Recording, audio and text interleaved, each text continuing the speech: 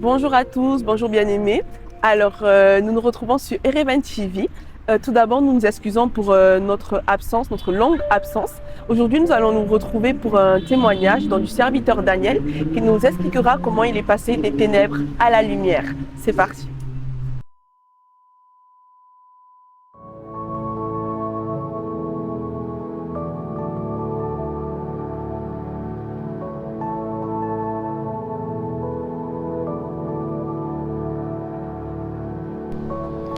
Ils l'ont vaincu à cause du sang de l'agneau et à cause de la parole de leur témoignage. Et ils n'ont pas aimé leur vie jusqu'à craindre la mort.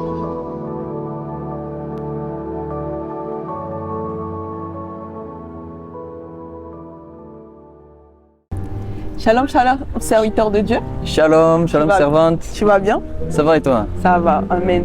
Alors, nous allons commencer ton témoignage. Comme j'ai dit avant, nous nous retrouvons dans le témoignage du serviteur Daniel. Et du coup, je te laisse te présenter, me dire qu'est-ce que tu fais à l'église, te présenter. Ok. Bonjour. Moi, je m'appelle Daniel, j'ai 30 ans. Je suis d'origine anglaise et je suis serviteur à l'église Ereven. Je sers à l'église. Ça fait 3 ans, ça va faire bientôt 3 ans que je suis à l'église Ereven. Et avant tout cela, j'ai connu le Seigneur à 26 ans. D'accord, donc j'ai entendu que ça fait 2-3 ans que tu es à l'église Ereven. Donc maintenant, je vais te poser une question dont j'aimerais savoir comment tu as rencontré Jésus, comment tu es passé des ténèbres à la lumière. Amen. Ok, pour commencer, comme je dis, je suis né en Angleterre et j'ai vécu jusqu'à mes 9 ans en Angleterre. Enfance joyeuse, j'avais un frère et mes parents, tout allait bien. Et mes parents, ils ont décidé de déménager en France à mes 9 ans, suite au aménagement de mes grands-parents. Alors, du coup, on les a suivis, ça s'est très bien passé. Et il y avait la langage de la barrière, on va dire, qui un peu a mis le frein au début, qui a amené un peu de solitude, je me suis mis en retrait à mes 9 ans. Et après cela, ça a mené à regarder des films pornographiques à mes 10 ans, déjà regardé mes 10 ans et à commencer à 12 ans à pratiquer la masturbation. Et tout ça, ça amène une solitude, une tristesse. Et ça, après, ça a amené l'alcool. L'alcool à mes 14-15 ans, à boire de l'alcool, sortir au bar, aux fêtes de village, en boîte de nuit. Dès mes 15 ans, je sortais tous les week-ends presque. Je sortais, je m'amusais, je me bagarrais. Et tout ça avec l'addiction de la masturbation, de la pornographie qui prenait de l'ampleur dans ma vie. C'est pas dû à un manque d'amour, ça? C'était dû à un manque d'amour? Oui, on va dire ça. Vu que je sentais, on va dire quand je suis arrivé en France, je me suis mis un peu en retrait. En Angleterre, tout allait bien. Dès que je suis arrivé en France, j'ai trouvé que je me suis mis un peu en retrait. Après, j'avais quand même des amis. Mais c'est comme si… le changement d'environnement, du climat, la barrière dans la langue. Oui. Et du coup, je me suis un peu… avec des amis, je regardais ça avec des amis. Et après, ça amenait ça dans le secret, toujours dans le secret, l'addiction de la masturbation, de la pornographie. Et ça, après, ça amène une tristesse. Mais dehors, ça ne se voit pas. Dehors, on est joyeux, on sourit. Mais dès qu'on arrive à la maison, c'est là qu'il y a… Oui. On est dans son coin, dans son cocon. Oui, dans le secret, c'est là que Satan, il nous tient. Oui. Voilà, après, ça enchaîne avec l'alcool, avec les bagarres et avec les réseaux sociaux.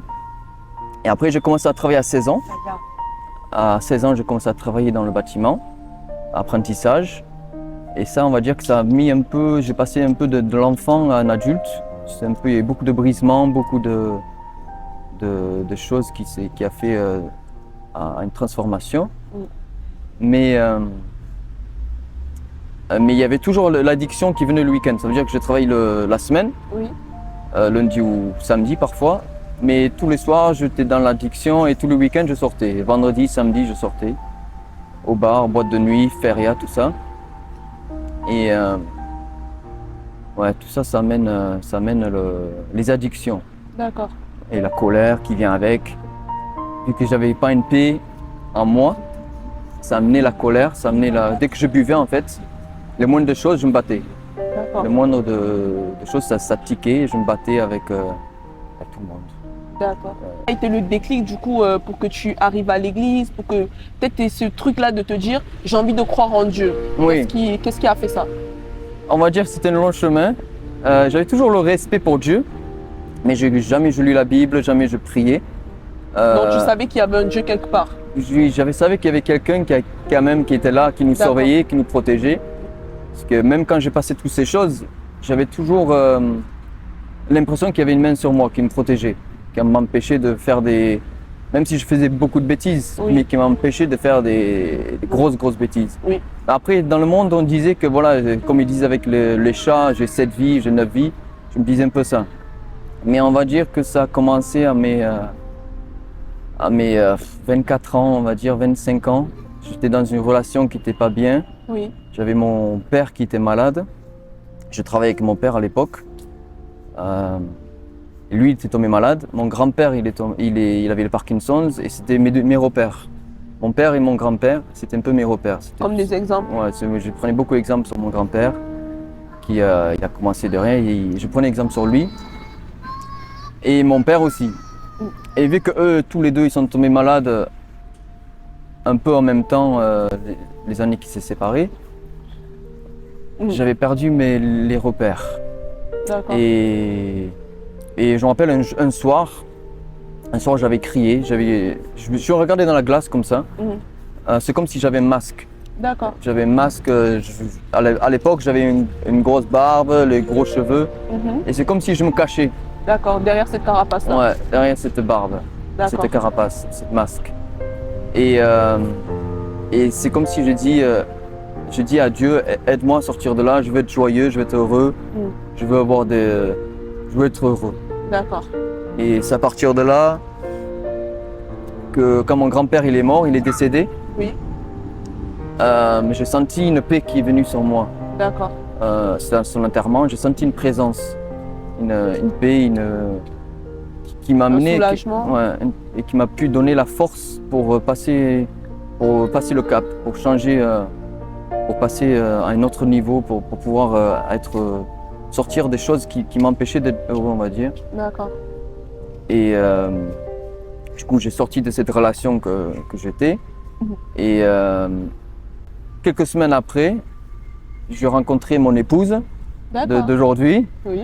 Qui Tu es aussi servante à l'église. Oui, qui est servante à l'église. Et on s'est connus sur les réseaux, comme Dieu fait les choses. Oui, oui, donc c'est pas tous les jeunes, on ne conseille pas à tous les jeunes d'aller sur les réseaux pour rencontrer leur futur mari. Mais comment ça s'est passé votre rencontre? Qu'est-ce qui a fait en sorte que vous vous retrouvez sur les réseaux, vous commencez à parler, vous commencez à échanger, et là d'un coup, tu te retrouves en Christ. Raconte-nous un peu. Après, je pense que c'est Dieu qui a conduit toutes choses. Bien sûr. Premièrement, mais on va dire d'abord, je ne vais pas raconter les témoignages de mon épouse, je pense qu'elle vous le dira par la suite. Mais elle était disposée et moi j'étais disposé. Et du coup, on s'est retrouvés sur une plateforme qu'on a pu discuter. Oui. Et direct, dès qu'on a commencé à discuter par message, il y a eu une affinité. D'accord. Une affinité. Et après, on s'est vu à Toulouse, parce qu'elle est de Toulouse, moi j'étais de la campagne, dans le 82.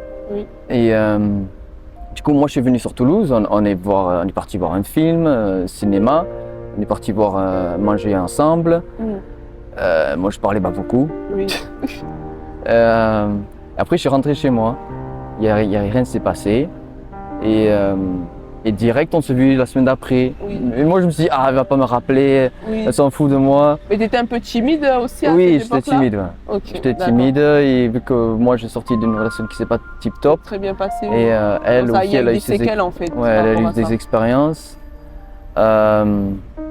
Mais j'ai senti qu'elle ne me jugeait pas et elle t'acceptait m'aimait comme comme tu j'étais, étais, oui. naturel. J'avais pas besoin de montrer, Plus de comme, mettre un comme cette visage. génération où tu es Oui. obligé de montrer de l'argent pour que la fille t'accepte. Non, en fait. non. Et elle travaillait aussi à l'époque. Alors du coup, c'était une femme qui n'était pas là pour l'argent, Oui. ça se voyait. Mais elle s'intéressait à moi, moi je m'intéressais à elle. Oui. Et on parlait beaucoup. On est parti au ski. Pour mes deuxième rencard, je crois qu'on est parti au ski. Mm. Puis on est parti. On a profité, on a appris à se connaître. On a D'accord. appris à se connaître et oui. Et donc, du coup, comment ça s'est fait pour que vous arriviez à l'église Ereven et donc tu commences à monter avec le Seigneur ouais, c'est comment on dit, long chemin encore. Là, Oui. j'avais 26 ans. Oui, Du coup, je l'ai rencontré. Là, on se voyait tous les week-ends à Toulouse. Mais moi, je vivais à la Magistère et j'étais pas très heureux où Oui. j'étais. Et du coup, j'avais pris cette décision de changer, de venir sur Toulouse. Alors, du coup, en fin d'année, de la première année qu'on s'est rencontrés, j'ai décidé de venir sur Toulouse oui, et de prendre un travail. J'ai pris un travail directement à Toulouse. oui. Et j'ai aménagé avec elle dans son appartement. D'accord. Mais l'appartement Alors, était comme ça, directement. Oui, c'est pas bien.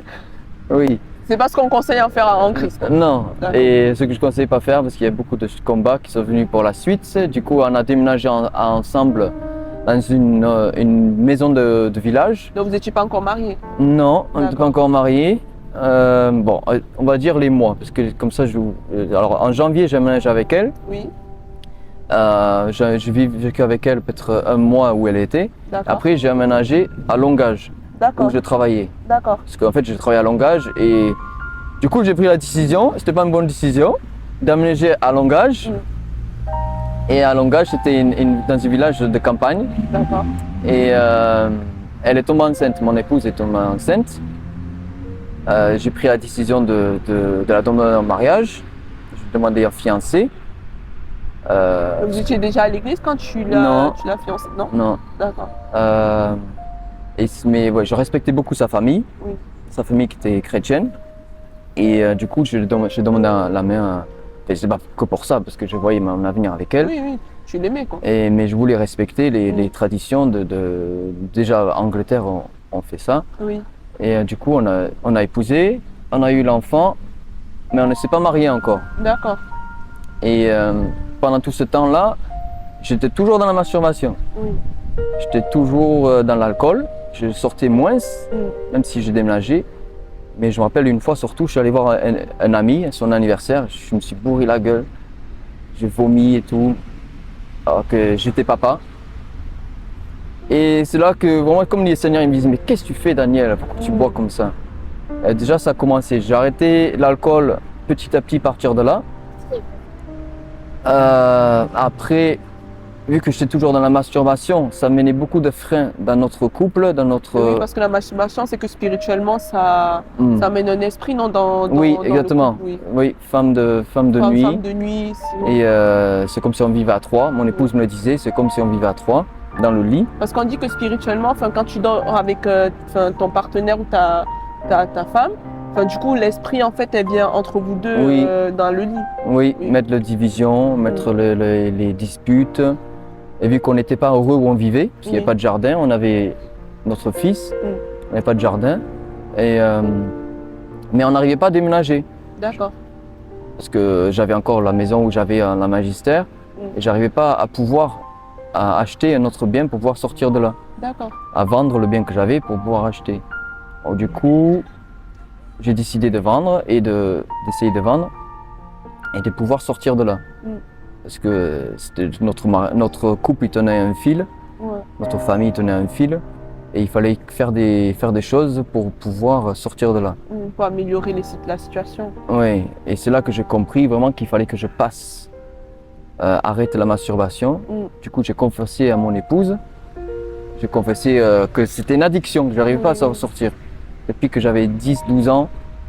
En fait, c'est là où on voit que c'est un esprit, parce que pourtant, la masturbation, c'est un péché, mais tu l'aimais ton épouse, ça veut dire que tu vivais avec elle, vous avez eu des rapports, On Ouais. voit vraiment que l'esprit était quand même là, malgré le fait que Ouais. tu sois déjà avec quelqu'un, en fait. Oui, tout à fait. C'est comme Paul il a dit, je fais des choses que je ne Tu peux peux pas pas faire, c'est mais ça.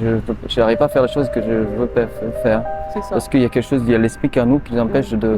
de être heureux et d'être mariés, parce qu'on n'arrivait pas à se marier. À cette Mm. époque-là, c'était le Covid. En plus. On n'arrivait pas à se marier, il y a tout qui était bloqué. D'accord. On n'arrivait pas à déménager, on n'arrivait pas à se marier. Alors du coup, j'ai confessé mon péché, mon addiction. Mais est-ce qu'elle t'a jugé ou elle t'a compris? En fait, elle a appris parce qu'elle est tombée sur mon téléphone. À l'époque, D'accord. j'étais sur Instagram et je regardais des choses qu'il fallait pas regarder sur Instagram. Et du coup, elle est tombée sur ces images-là. Si elle t'avait pas attrapé, est-ce que tu aurais avoué naturellement? Je pense que j'en arrivais là parce que à cette époque-là, comme je disais, on essayait de rechercher et le fait de confesser avouer. Oui. Parce que j'ai avoué, j'ai un peu montré ce que je cachais. Oui. Et j'ai avoué, je dis que ouais, j'ai du mal.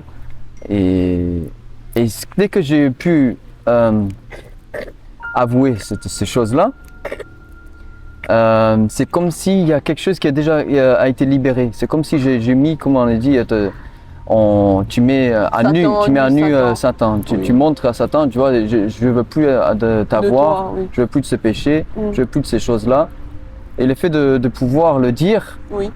c'est comme si le combat, il a déjà parti dans mon côté. J'ai déjà commencé à combattre D'accord. et par la suite, après ça, je suis rentré dans un temps de jeûne Oui. et prière et j'ai pris addition de plus me masturber.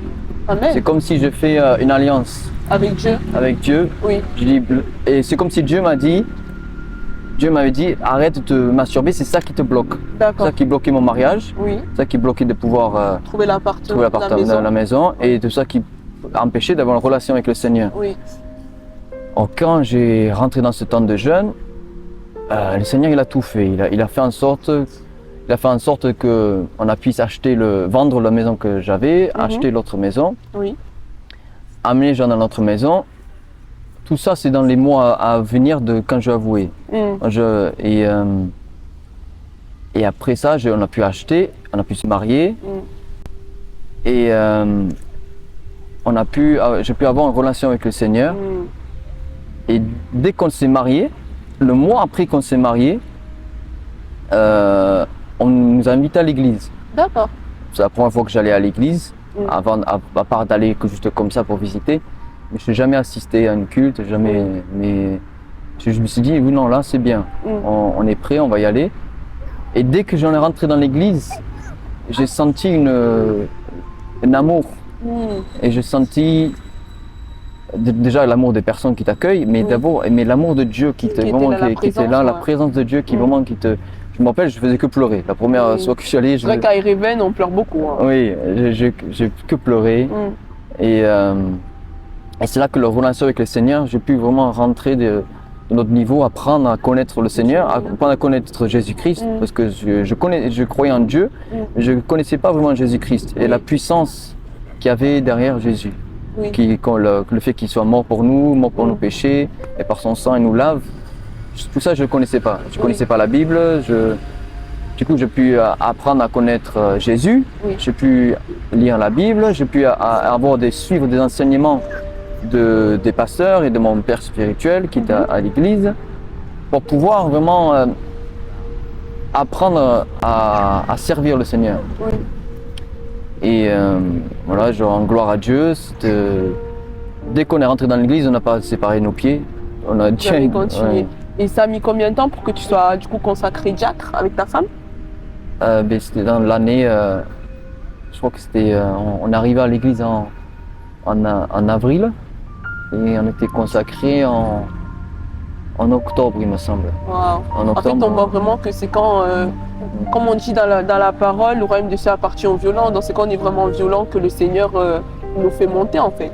Oui, aussi le violent, mais aussi c'était le temps de Dieu, je Oui, pense. c'est ça aussi. Oui, Le bien temps sûr. de Dieu, j'ai appris à d'abord à avoir une Apprendre à le relation connaître, oui. avec le Seigneur Mm. et j'étais disposé, Oui. moi et ma femme on était disposés pour pouvoir le servir.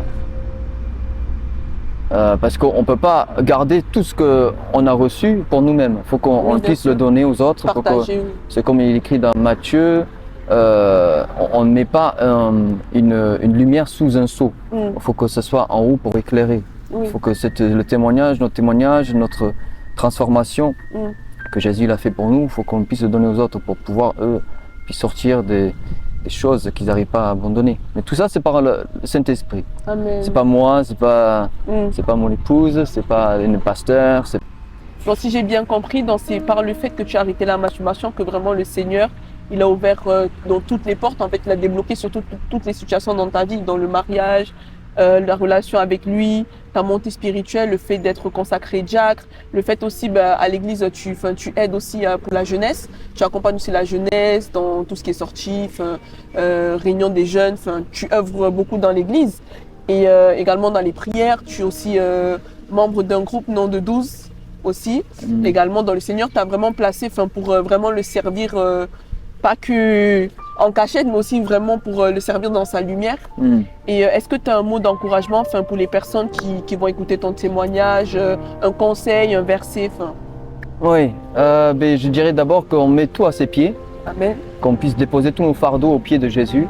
Parce qu'en les déposant à ses pieds, c'est là où il peut nous aider. Quand on veut faire les choses par nous-mêmes, quand on va arrêter la masturbation nous-mêmes, quand on va arrêter l'alcool nous-mêmes, ou peu n'importe les choses qui peuvent nous bloquer, si on veut le faire nous-mêmes, on n'y arrive pas. À chaque fois, on tourne en rond, on n'arrive pas par nos propres moyens, mais c'est seulement par le jeûne et la prière que ces esprits peuvent sortir. Amen. Vraiment rentrer dans cette intimité avec le Seigneur, la prière, le jeûne et les relations, lire la Bible. Vraiment lire la Bible, ça nous parle beaucoup, le Dieu nous parle beaucoup à travers la parole. Et vraiment tout déposer à ses pieds. Et c'est en le déposant à ses pieds, c'est là où il peut nous aider. Et avoir la crainte de Dieu aussi. Je dirais la crainte de Dieu, ça fait beaucoup. Parce qu'une fois que j'ai arrêté la masturbation, si j'avais pas la crainte de Dieu, je retournerais dedans. Oui, bien sûr. Si j'avais pas la crainte de Dieu pour retourner dedans, et c'est comme si je sais que si je retourne dedans, le Seigneur il peut tout m'enlever. C'est ce que je me suis toujours dit. Si je recommence à repartir dans la pornographie, la masturbation, c'est comme si toutes les bénédictions que Dieu m'a données, il peut aussi m'en enlever. Après aussi, il y a la grâce, je dis pas, moi je parle pour moi, je ne parle pas pour tout le monde. C'est que, on ne va pas prendre moi comme exemple. Moi je parle juste de mon alliance que je fais avec le Seigneur. Et pour pouvoir servir les autres, pour pouvoir aider les autres à pouvoir le connaître. Parce que le monde, il a besoin de Jésus, il a besoin d'amour. Aujourd'hui, il y a beaucoup de personnes qui cherchent l'amour. Ils cherchent l'amour dans les choses du monde, ils cherchent l'amour dans l'alcool, dans la pornographie, parce qu'ils ont cette manque d'amour. Mais si on vient à Jésus, c'est lui, il nous aime, il nous accepte comme on est. Parce que Dieu, il veut les malades.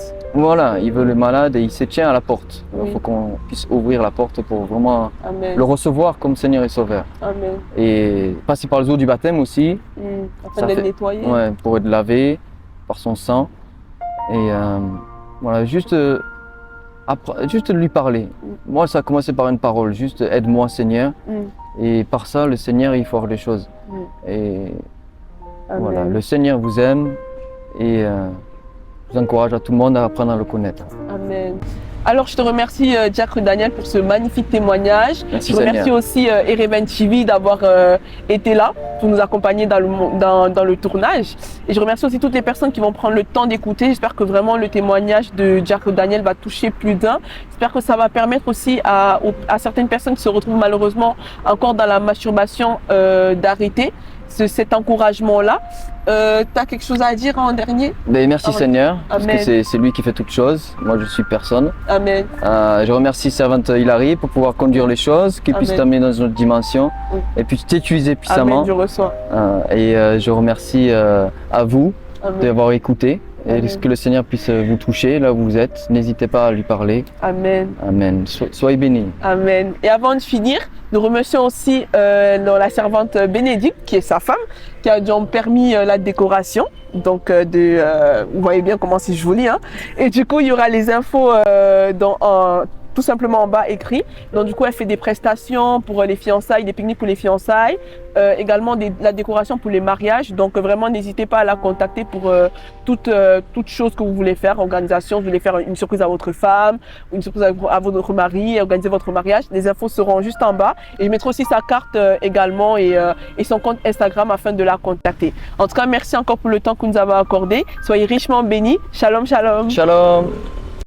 Et j'aimerais aussi remercier pour la vie, l'amour et le soutien de mon épouse, ma moitié, la mère de mes enfants, Bénédicte Finn, mes parents, Stephanie et Stephen Finn, mon père spirituel, apôtre Kila Giroux, ma mère spirituelle, prophétesse Déborah Giroux, mon pasteur, pasteur Olivier, et toute l'église Ereven.